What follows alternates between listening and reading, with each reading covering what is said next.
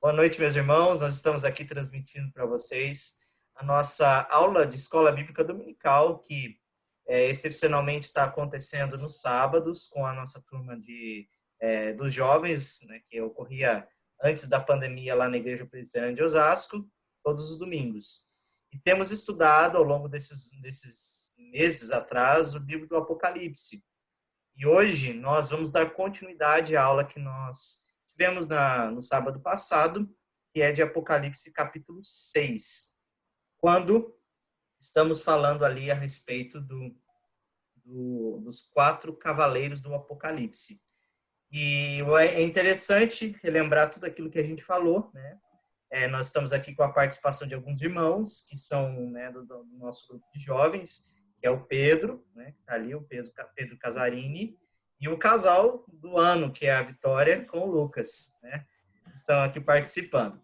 Então, vai ser uma aula assim, bem dinâmica, nós vamos interagir aqui entre nós cinco nesse momento, com exposição, com comentários, então você pode seguir aí ouvindo, assistindo, e se você tiver alguma dúvida com relação ao nosso conteúdo, aquilo que nós estamos passando, vocês podem então deixar os comentários desse vídeo, a sua dúvida que a gente vai poder então procurar você particularmente para poder então responder, ou respondemos ali aqui mesmo.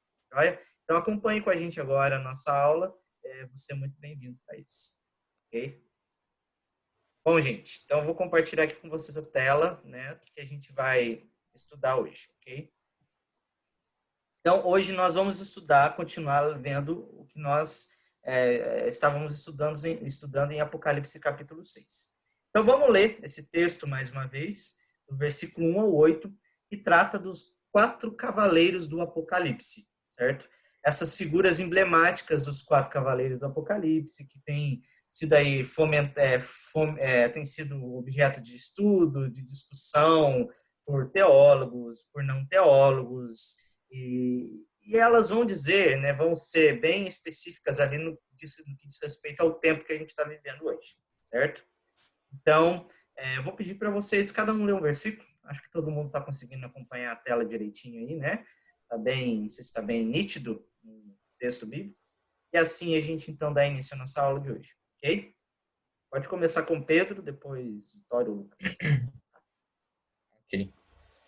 E, havendo o cordeiro aberto um dos selos, olhei e ouvi um dos quatro animais, que dizia como em voz de trovão: Vem e vê.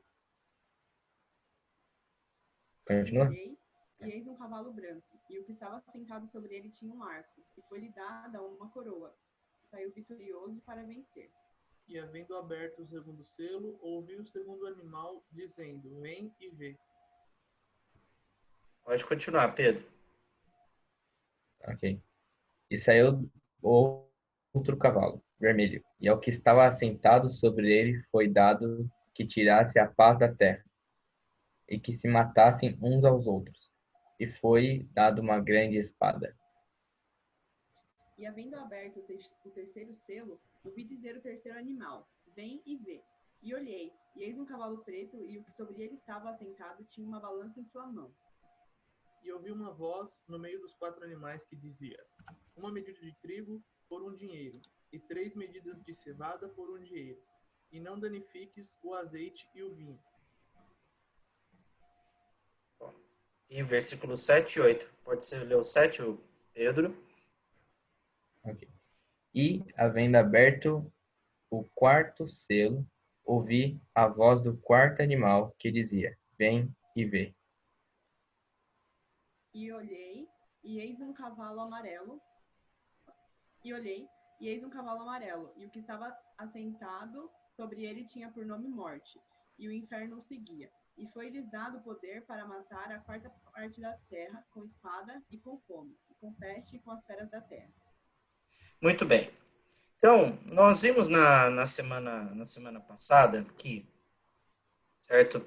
Esse texto reflete aí alguns ensinamentos do Antigo Testamento.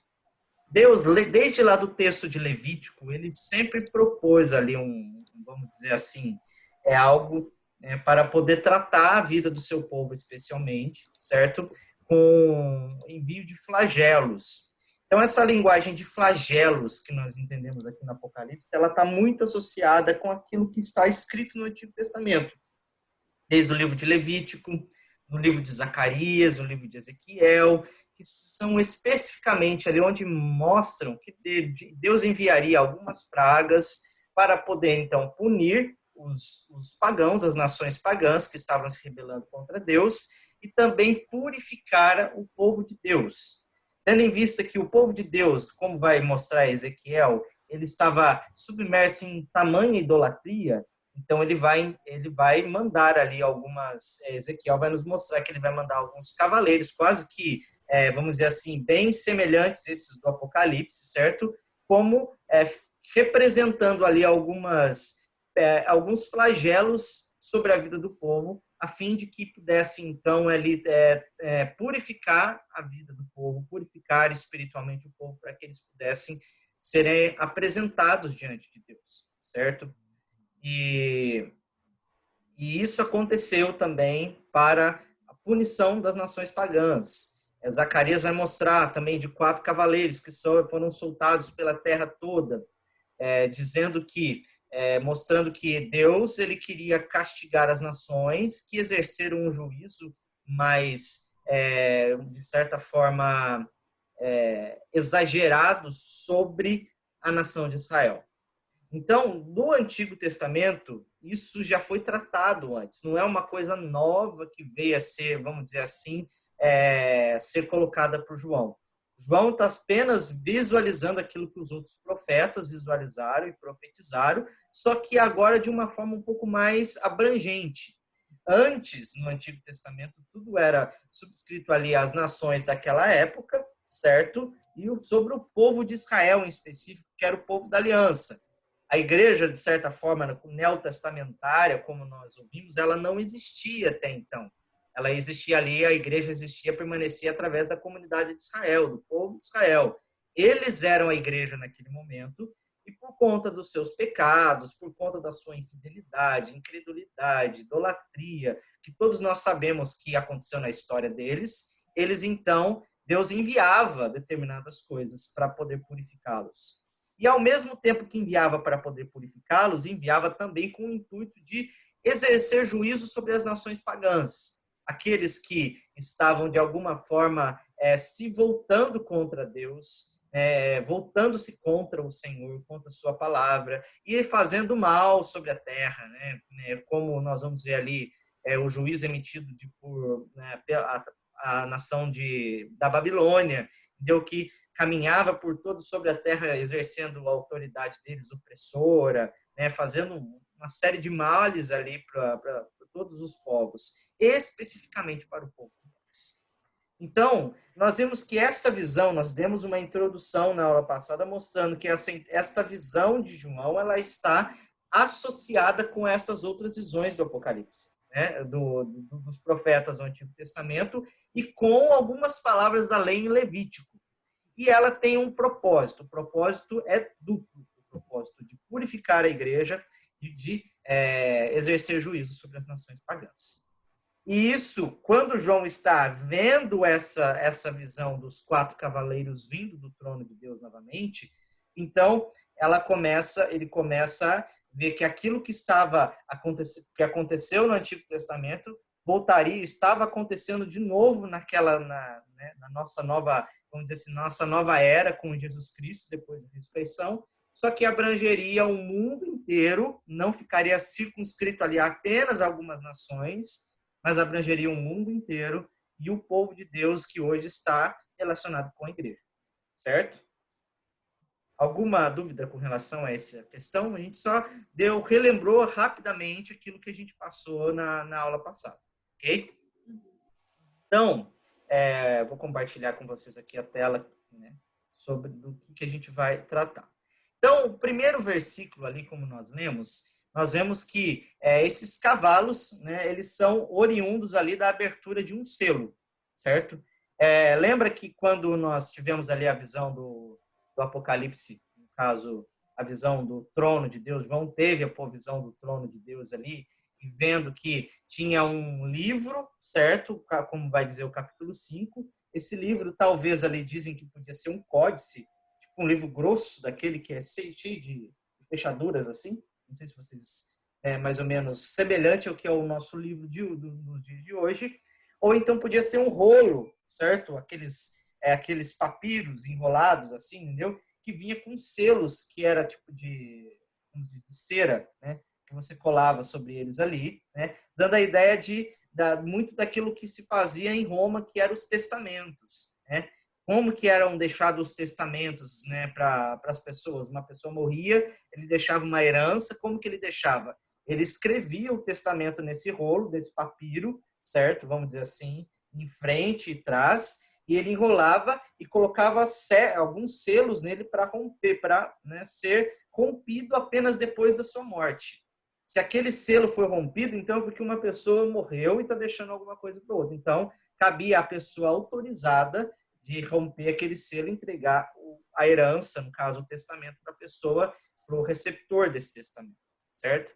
Então, esse livro que estava lá, né, na mão de Deus, que estava sentado no trono, é uma série que a gente entende como o livro da história, o livro, né, que estão ali marcados todos os acontecimentos da história no mundo todo. Ele foi tomado, né, pelo Senhor Jesus Cristo, que é o Cordeiro, que João teve ali a visão dele, que foi morto e venceu, um cordeiro como tendo 7 chifres, como tendo sido morto, toda aquela alusão que a gente falou nas 2 lives que a gente teve ali no Instagram, certo? Então, Jesus toma esse livro e rompe o primeiro selo. Esse livro estava selado, né, por 7 selos ali, fechado por 7 selos. E cada selo representa aí algum acontecimento, alguma coisa que vem por sobre a terra. E aí começam as discussões a respeito de que são esses selos. O primeiro selo, ele vai revelar ali que são 4 flagelos, certo? Vindo sobre o mundo, que são representados por 4 cavaleiros, certo? São a abertura do primeiro selo. Dos 4 primeiros selos, na verdade, certo? Não apenas do primeiro, dos 4 primeiros selos. Eles representam esses 4 cavaleiros, ok? Cada selo é um cavaleiro diferente. E ele está ali associado, como eu falei com vocês, com algumas visões do Antigo Testamento. Por que é cavaleiro? Por causa do Antigo Testamento, por conta daquilo que viram os profetas e por conta, né, daquilo que estava associado a todo esse profetismo do Antigo Testamento que João está vendo de novo. Alguns entendem, inclusive o autor que a gente usa aqui, que se trata de seres celestiais.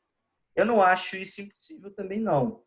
A gente não pode achar nada impossível nesse momento, né? Que são anjos, de certa forma, ali de alguma... nós vamos ver ali, né, dar um spoiler para vocês agora, que são anjos maus, né, com espírito satânico, que estão ali preparados para poder enviar esses flagelos, agentes vamos dizer assim, do inimigo, né, que fazem esse tipo de coisa. Ok? Mas mostra o quê? Que todos esses flagelos vêm por ordem de Jesus Cristo. Vêm por ordem de Deus. Apesar de Deus não fazer agir fazendo mal, porque Deus não pode fazer mal, porque ele é bom, a bondade faz parte toda do seu ser, ele usa de agentes que fazem o mal, certo? Como que tem intentos malignos, como o próprio Satanás, como os próprios demônios, para cumprir os seus propósitos sobre a terra. Ou seja, Deus não criou o mal, Deus não pode fazer o mal, mas ele sabe usar o mal com um propósito para que ele seja glorificado e então possa cumprir o seu propósito sobre a terra. Ok? Então essa é a grande discussão que o Apocalipse vai nos trazer agora. Alguns vão entender que estes selos eles estão reservados apenas para o dia final. Vamos dizer assim, quando Jesus Cristo, sabe aquela ideia bem dispensacionalista de que antes de Jesus Cristo aparecer, você vai ter o arrebatamento, depois, durante esse arrebatamento, enquanto a igreja é arrebatada, acontece tribulação aqui na terra, então esses selos vão ser, vamos dizer assim, serão abertos apenas durante esse momento final, essa grande tribulação. Dizem alguns teólogos, vão partir por essa linha. Nós entendemos que não, que esta situação já acontece desde que Cristo ressuscitou. Por quê? Por causa do texto do capítulo 4 e 5 do texto de Apocalipse, que retrata o quê? Após a ascensão de Jesus, o que aconteceu nos céus? Dele ter recebido como em glória, dele ter se assentado ao lado à destra de Deus, e estar julgando, governando todas as coisas. Nós entendemos que o reinado de Cristo começou ali naquele momento, certo? E como marca do seu reinado, desse novo reinado, ele vai abrir os selos de alguns acontecimentos que vêm sucedendo aí ao longo de toda a história da era cristã. Então, esses acontecimentos estão, de alguma forma, relacionados intimamente com o contexto histórico da época lá em que Apocalipse foi escrito, no final do primeiro século, em torno do ano 80, 70, 80 depois de Cristo, certo? É o último livro a ser escrito. Então, ele está associado com aquilo que está acontecendo lá, e ele vem se repetindo ao longo de toda a história, ao longo da história da igreja, até a volta de Jesus. Ou seja, são acontecimentos que marcam, vamos dizer assim, o fim do mundo, vamos assim, marcam o contexto do fim. Por quê? O contexto do fim, o fim começou quando Jesus Cristo já veio ao mundo pela primeira vez. João Batista falou, né? Eis que é o Cordeiro de Deus que tira o pecado do mundo, e eis que o machado já está posto sobre a raiz para ser julgado. Ou seja, o juízo já veio por meio da pessoa de Jesus Cristo. Só que esse tempo do fim ele é um tempo estendido, né? É um fim assim que começou lá, né? Vamos dizer assim, é a temporada final, se eu posso dizer.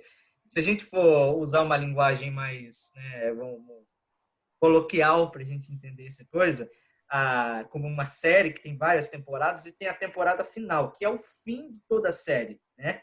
O fim da série não está restrito àquele último episódio apenas da série, mas a temporada final ela tem assim um suprassumo que resume todos os acontecimentos, que fecha todos os acontecimentos da história, do enredo de uma série. Então, nós estamos vivendo a temporada final desde a ascensão de Jesus Cristo. Aí, que temporada longa, hein? Certo? Isso que é sério, hein? Isso que é a série do mundo, né? Então, a ideia é essa. Quando a gente fala de fim, entendeu? Às vezes, alguns teólogos podem entender e vão ter argumentos sólidos para isso, né? Eu parto de uma linha, de uma visão, que é a visão que eu entendo aqui com o Bale, né? Com o autor que eu tenho usado, mas outros teólogos que são até bem mais estudiosos, acadêmicos, doutores em Apocalipse, vão falar com mais propriedade do que eu, né? E vale a pena a gente ouvir também esses caras, porque, né, é um texto muito rico e podemos aprender muito com eles. Contudo, eu entendo desta forma, que o fim não está restrito apenas àquele último dia, apenas ao último capítulo, vamos dizer assim.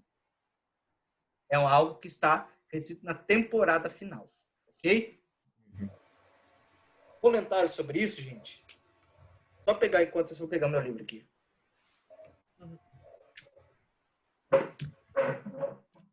Nada? Não. Tá bem. Estão tão quietinhos hoje.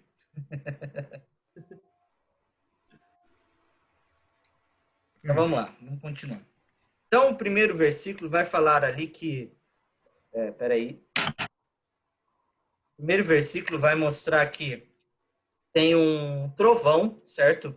Com voz de trovão, que dá a ideia aqui de que isso veio do trono de Deus. Isso é uma ordem vinda diretamente do trono de Deus. Vocês lembram que no capítulo 4, a visão de João do trono de Deus tinha lá som de relâmpagos e trovões, que mostrava o quê? Essas ordenanças de Deus, ou seja, são ordens, são coisas que aconteceriam de fato, né, sobre o povo. Tá? Então, daí, primeiramente, aqui nós temos, então, o primeiro cavalo, né? E havendo o cordeiro aberto um dos selos, né, olhei e ouvi um dos 4 animais que dizia em voz de trovão, vem e vê. Ou seja, essa voz de trovão né, traz a ideia ali do trono de Deus, que é algo, que é uma ordem que tinha de acontecer. E olhei, e eis que um cavalo branco, e o que estava assentado sobre ele tinha um arco. que foi-lhe dada uma coroa e saiu vitorioso para vencer. Então, nós vemos aqui a abertura do primeiro selo, que é um cavalo branco, certo? O que é, quem é esse cavaleiro sentado no cavalo branco? Vocês acham? Quem que vocês pensavam que era?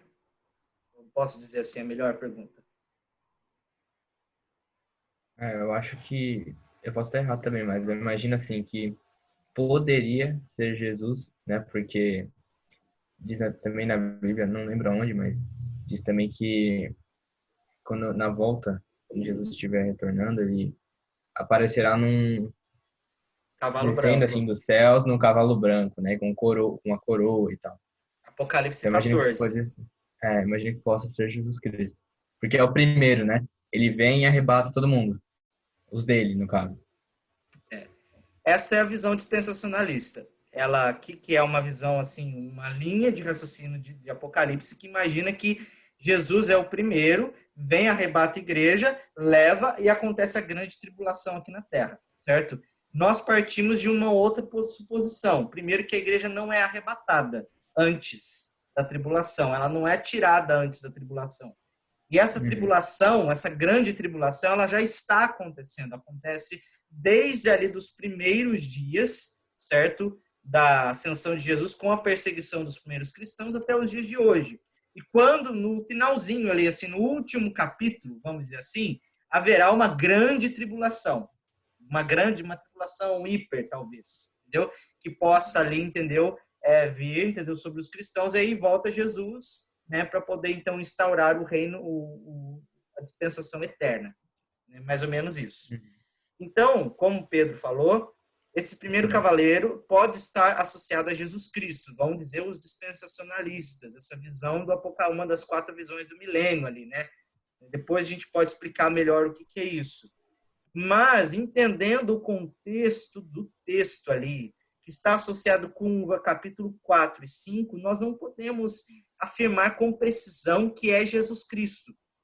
Primeiro, porque Jesus Cristo está ali, ó, o versículo 2 vai dizer que foi-lhe dado né, que estava sentado sobre o cavalo, foi-lhe dado um arco e uma coroa, e saiu vitorioso para vencer.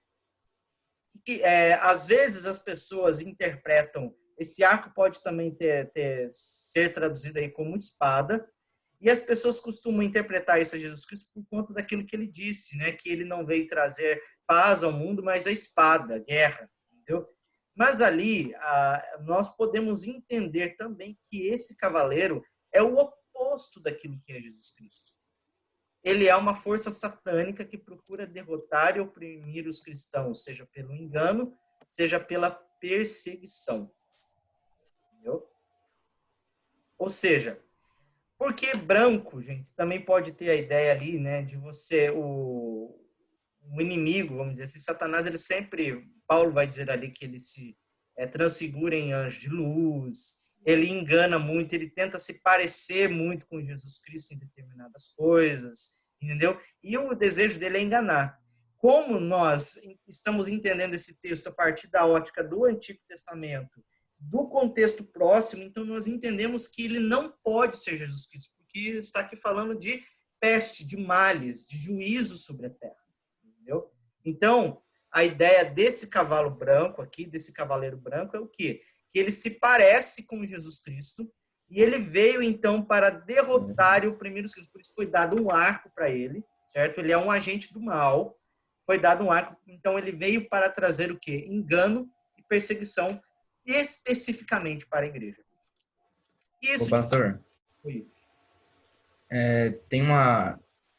Não sei se não me engano, tem uma parte que diz que quando Satanás for liberto, ele vai se mostrar como um cara bom, um cara que vai trazer paz no mundo, só que depois de um tempo ele vai mostrar sua verdadeira face. Seria mais ou menos isso aí? Ele vai vir como um cavalo branco, todo como se fosse as pessoas achando que ele é Jesus Cristo, mas na verdade ele não é. Alguns vão interpretar entendendo que esse cavalo branco vai se falar a respeito do anticristo, certo? Eu não posso fazer afirmações a respeito de que seja o anticristo ou não, entendeu? o anticristo ele tem uma particularidade ali. Pode estar associado, sim, ao anticristo, por conta disso. Por conta dele querer imitar, a ponto de se parecer com Jesus em algumas coisas, mas, na verdade, ele veio para enganar e destruir o povo de Deus, que é o que os anticristos que estão no mundo têm feito hoje em dia, desde aquela época. Ou seja, aquela época, no primeiro século, foi marcado por grandes perseguições e foi marcado por o quê? Heresias, falsos mestres que entraram na igreja. E ao longo disso, a história da igreja está sendo mesmo, né, vamos dizer assim, acontecendo isso por muitos anos. Quantas não foram as heresias que a igreja tem percebido? Né? Quantas não foram as heresias que a igreja tem enfrentado, batalhado? E quantas não são as perseguições do povo de Deus? Pode ser uma figura do anticristo? Pode, entendeu? Eu só não posso afirmar isso com muita certeza porque o texto acho que não nos dá muito elementos para isso. Porque teríamos que linkar esse texto com o texto depois ali de Apocalipse capítulo 20, que vai falar da besta que está se levantando, né? Temos que linkar esse texto com o texto de Tessalonicenses, ou seja, tem que fazer assim uma boa apuração disso. Então, como eu não quero entrar nesse detalhe agora do anticristo, entendeu? Então a gente não vai trabalhar como, vamos dizer assim, é o anticristo isso aqui, entendeu? Mas pode ser. Não tem como descartar a hipótese, não. Lucas e Vitória, tudo tranquilo? Tudo certo. De boa. Dúvida? Tranquilo, por enquanto. Então, vocês conseguem ver porque ó, esse ser foi enviado por Deus.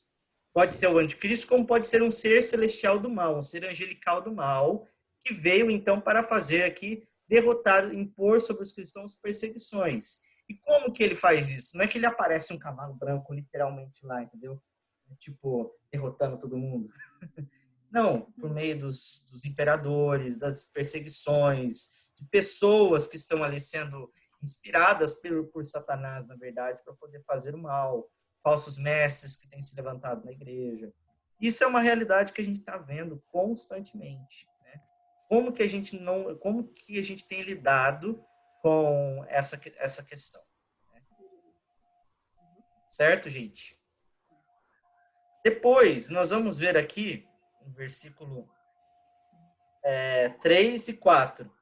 E havendo aberto o segundo selo, ouviu o segundo animal dizendo, né, no caso, quem estava chamando João para ver esses selos eram os seres viventes, os 4 seres angelicais com formatos de animais lá que ele viu, né? E disse para ele, vem ver. E saiu outro cavalo vermelho, e ao que estava sentado sobre ele foi dado que tirasse a paz da terra e que matasse uns aos outros. E foi-lhe dada uma grande espada. Então, o que eles vão dizer aqui? O que a gente entende desse texto? Esse cavalo vermelho, esse cavaleiro vermelho, no caso aí, ele está associado com a guerra. Né? Ou seja, a guerra que veio, um flagelo que foi solto por Jesus, que são as guerras tanto espiritual quanto física. Tem acontecido, né? Com as quais muitos cristãos também têm lidado, têm sofrido, né? Ou seja, é algo que veio também para poder tirar a paz de toda a terra, ou seja, a paz das nações, eles entrarem em guerra uns com os outros. Pode estar relacionado também às perseguições dos cristãos, porque é uma guerra espiritual que acontece, né? De poder de certa forma, atingir os cristãos, como estava aconteceu naqueles dias. Nero, o rei, ele praticamente declarou uma guerra contra os cristãos ao persegui-los, depois de ter incendiado Roma e colocado a culpa nos cristãos. Né? Ou seja, fazendo com que as pessoas odiassem, guerreassem contra eles, lançando eles às feras, lançando eles, né, fazendo as piores torturas do mundo.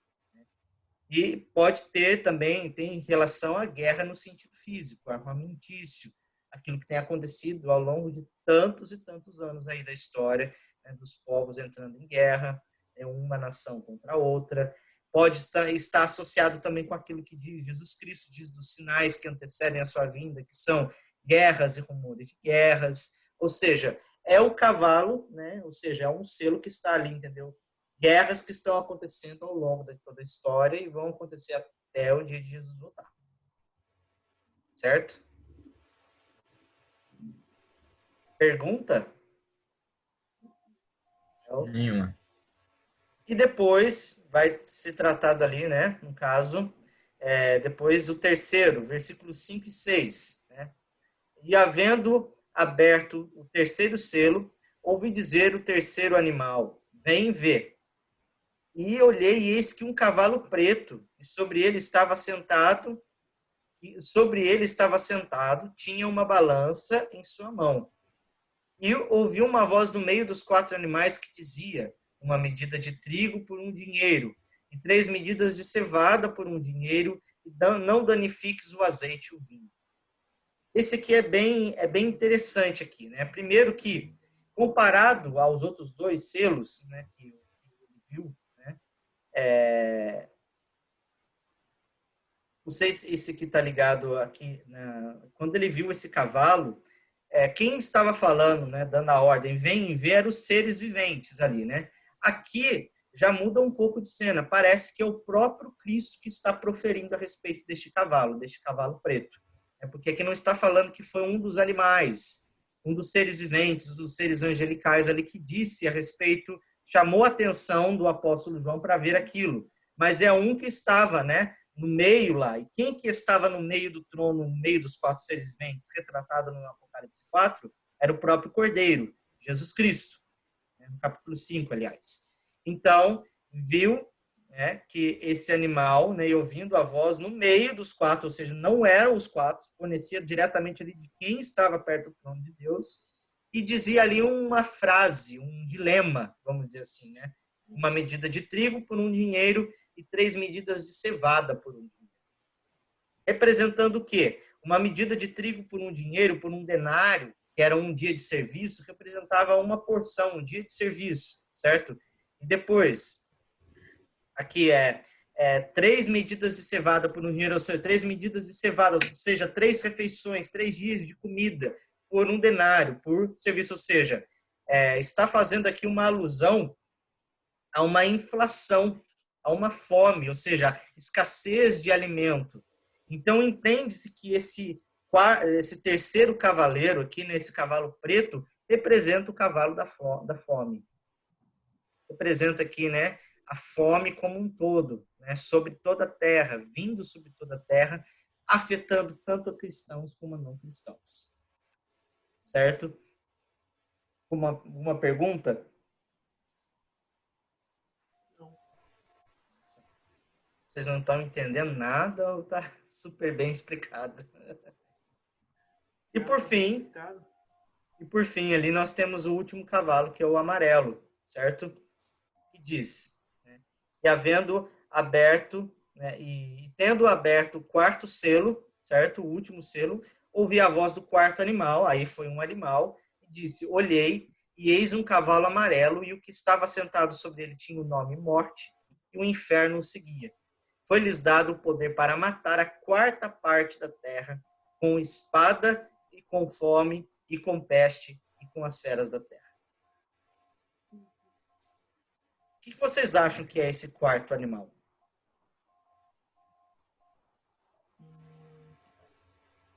Será que vocês não ficarem vendo? Coronavírus. Coronavírus. Tem relação. Tem relação com o coronavírus. Mas é interessante, né? Porque veja bem o que o texto vai dizer aqui. O texto vai dizer que esse animal, né, tinha o nome Morte. O inferno o seguia, ou seja, ele é seguido pelo inferno. E ele foi-lhes dado o poder para matar a 4ª parte da terra.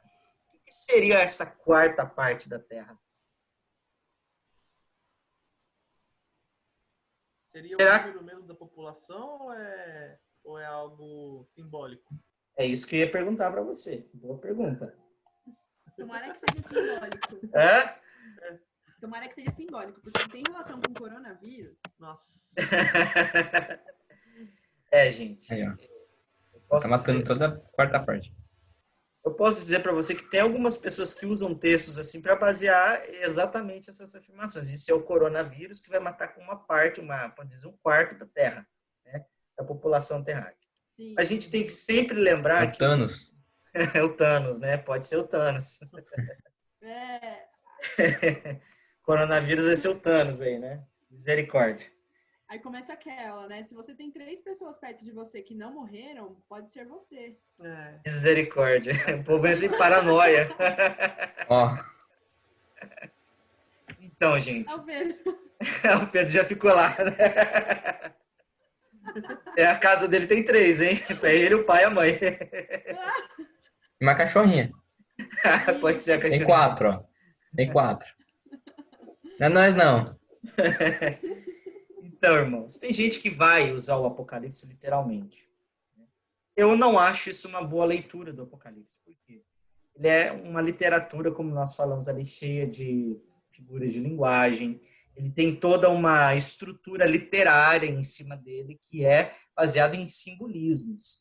Então, se a gente levar ao pé da letra, literalmente, a quarta parte da Terra, nós vamos ter que criar muitas confabulações ali para poder justificar o texto. E vamos criar ali, ficar vendo todos os acontecimentos da Terra, aquilo, o cumprimento dessa quarta parte. Entendeu? Contudo, a visão que nós temos, que é uma visão mais historicista, preterista, né, vamos dizer assim, que essas coisas já estão acontecendo, estão se repetindo o acontecimento deles na Terra, aconteceram no passado e vão acontecer de novo. Então, nós entendemos que é um símbolo, é um simbolismo, certo? Toda essa questão de morte, inferno e quarta parte da Terra, associada ao cavalo preto, né, eles têm alguns significados interessantes. O primeiro deles que eu quero compartilhar com vocês, certo? Deixa eu tentar. O primeiro deles que eu quero compartilhar com vocês, não. É que esse cavalo amarelo, desculpa, a gente falei cavalo preto, né?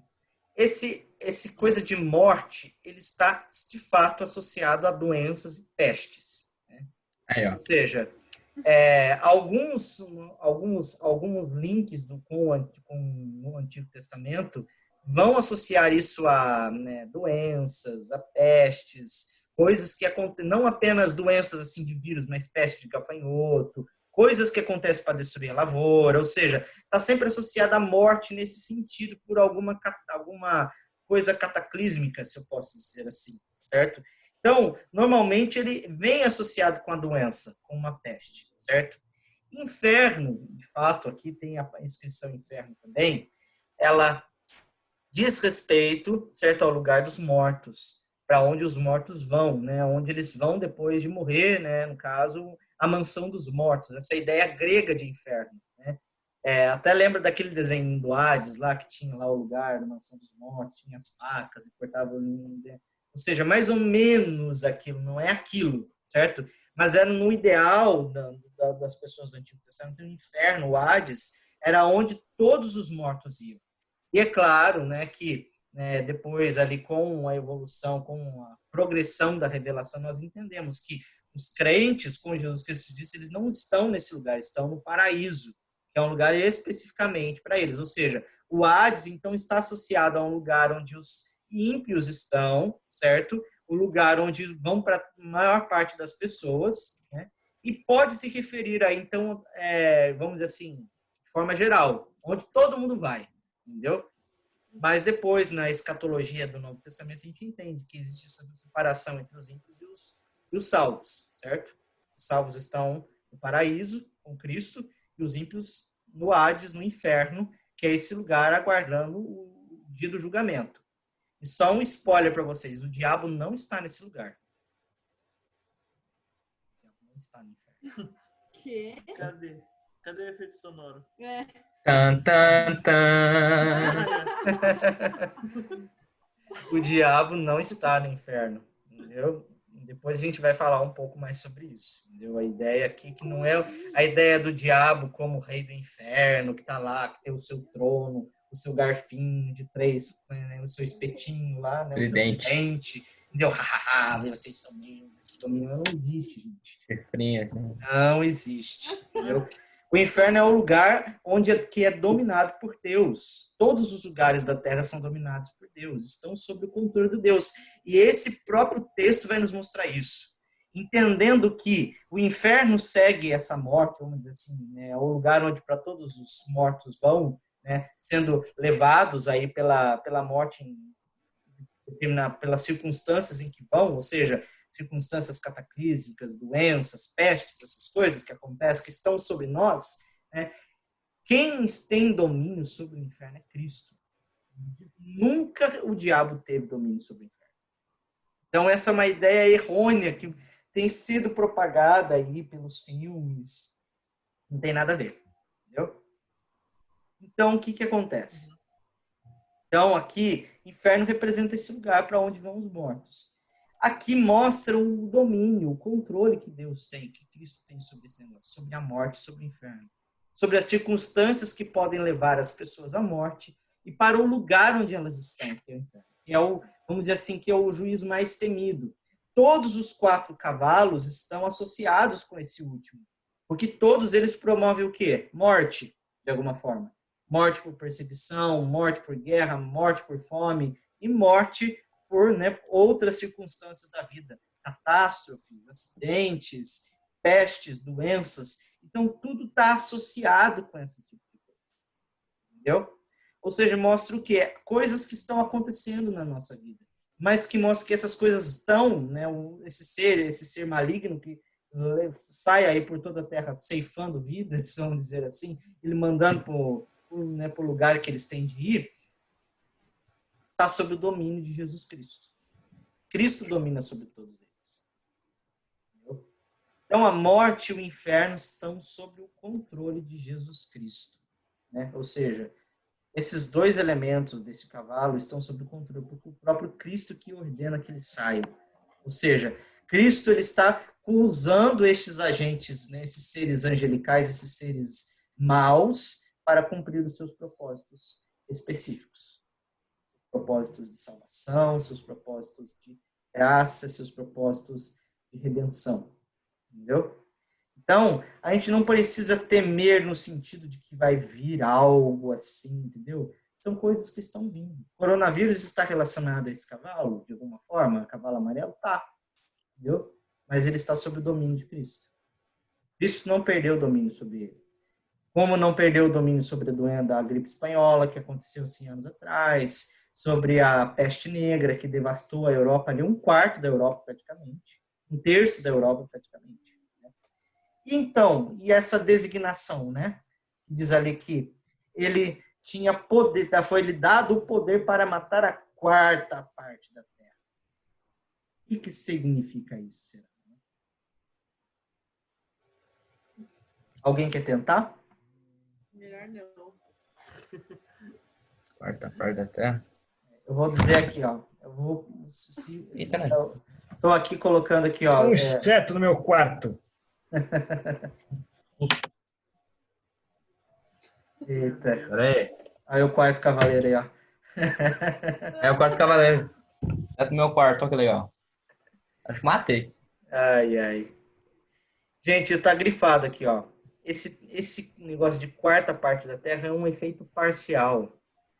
Todos esses cavalos, eles não vão atingir todas as pessoas, todo mundo.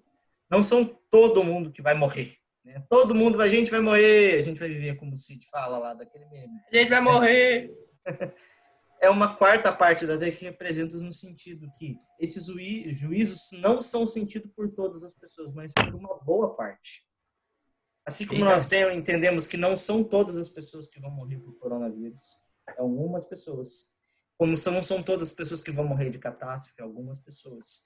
Ou seja, foi dado, ou seja, várias pessoas vão sentir isso, mas não tudo. Pode abranger todas as nações, mas não. Entendeu? Então ele não pode ser entendido como literalmente. Como aí muitas pessoas falam de os Illuminatis que vão exterminar a 4ª parte, um quarto da população terráquea, que eles estão planejando isso. Então lançaram esse vírus para poder acabar com tudo. Não, gente, isso aí é forçação do texto. Eles podem até querer fazer isso mesmo, mas não sei não. Deus pode dar certo. Entendeu? Às vezes não é exatamente o que a gente acha. Então aqui, gente, esses juízos, eles não podem ser separados uns dos outros. Não é uma coisa assim, primeiro esse, depois esse, como se fosse cumprir uma linha cronológica. Eles são, ou seja, acontecem ao mesmo tempo. São os 4 cavalos que estão assim tirando vidas, né, ao mesmo tempo, né, que estão cumprindo os propósitos de Deus até que ele volte. Ou seja, esses 4 selos já estão cumprindo. Entendeu? Então, quando nós falamos de 4, esse número 4 também está ligado sempre à universalidade, ou seja, de uma forma generalizando tudo que está acontecendo. Entendeu? Então, o que faz aqui? Né? O que nós entendemos aqui? Que Jesus faz das forças mundiais, como vai dizer aqui o Gregory Bale, né? Faz das forças mundiais do mal seus agentes para executar seus propósitos de santificação e juízo para progresso do seu reino. Ou seja, Cristo utiliza desses seres que estão fazendo ali um mal sobre a terra, né, para então cumprir os seus propósitos eternos. Ok? Eu finalizo aqui, né, com um ponto que eu destaquei aqui que me lembra muito bem algo que a gente até comentou nas nossas aulas lá de Apocalipse na EBD, né, o sofrimento, né, é o megafone de Deus para um mundo ensurdecido. Todos esses 4 cavaleiros promovem sofrimento para a igreja. Perseguição, guerra, fome, engano, peste, né? Doenças, mortes por várias coisas, ou seja, morte, todas essas situações que nós estamos sujeitos a elas têm provocado sofrimento sobre a igreja, provocado sofrimento, mas entendemos que, apesar disso, Deus está chamando o seu povo para que pudesse olhar para essas coisas e aprender a confiar nele, que tem o controle de todas essas coisas, que tem um propósito bem estabelecido nas mãos, que essas coisas elas estão agindo por algum tempo, mas elas estarão, depois elas serão lançados, né, destruídos, como vai dizer lá em Apocalipse 20, que o mal foi destruído, foi lançado fora, certo?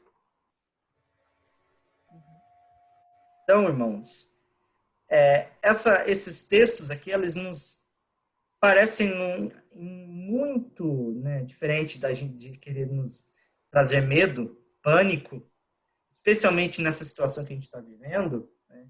Esse texto aqui fala muito a respeito de quem tem o controle de todas as coisas. Né? Ou seja, a soberania de Deus em relação às atividades do diabo.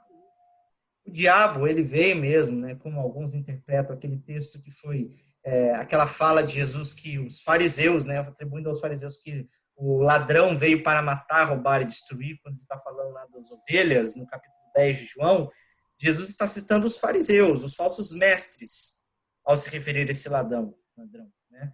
Mas o diabo também, ele pode ser aplicado ao diabo esse negócio, que ele veio para matar, roubar e destruir, ou seja, ele não é um ser que pode ser redimido, ele não é um ser que pode, porque a origem do mal, de alguma forma, está relacionada a ele. Ou seja, ele não tem salvação. Entendeu? Então, ou seja, ele sempre vai militar contra o povo de Deus. E ele sempre vai usar das suas forças angelicais, malignas, para poder imputar o mal sobre a terra. Entendeu? Então, nós podemos entender que, de certa forma, Satanás tem o seu dedinho no coronavírus? Tem. Né? Tudo vem ali, o mal que é impetrado pela terra, tem 3, vamos dizer assim, fontes, que é Satanás, né? Nós, um homem mesmo, que ele é pecador, né?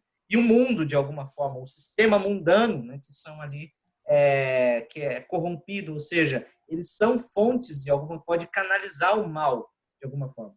Satanás, então, ele pode usar dessas coisas para poder, então, imputar o mal, né? Afligir o povo de Deus especificamente.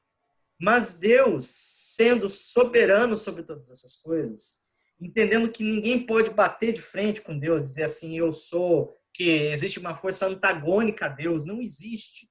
Todos os poderes que existem no mundo dependem dele, vêm dele, a autoridade para esses poderes exercerem as suas posições procede dele. Ou seja, ninguém pode ser comparado a ele. Então, eles estão sob controle. Da mesma forma que Deus usou ali o povo da Babilônia para poder exercer juízo sobre Israel, Deus tem usado o diabo para poder fazer juízo sobre o povo dele. E isso vai nos mostrar Jó. Né? né? Deus ali, o diabo, a natureza do diabo, vamos dizer assim, é fazer o mal porque ele é mal, entendeu? Só que ele foi tentando enganar Deus ali naquele momento, naquele diálogo com Jó, dizendo assim, olha, eu vou fazer uma coisa para tentar afligir o mal, entendeu? Tentando enganar o próprio Deus, usurpar o poder do próprio Deus. Só que Deus, ele sabe muito bem de onde procede todas as coisas. Ele acabou usando o diabo, mesmo na sua, vamos dizer assim, um enganador, vamos dizer assim, acabou sendo enganado por si próprio, né? E fez o mal a Jó, imputou todo o mal a Jó, e Deus converteu todo esse mal em bem. A gente, muitas vezes, a gente tem o costume de, principalmente ateus, principalmente pessoas que estão lidando com o sofrimento, assim, né, de forma mais pessoal, de forma mais, assim, dramática, a gente costuma olhar a situação isolada de tudo, como se ela fosse aqui um episódio isolado, né? Ou seja, um parêntese em toda a história, mas ela não é. Aquilo tudo está em conformidade com os propósitos de Deus.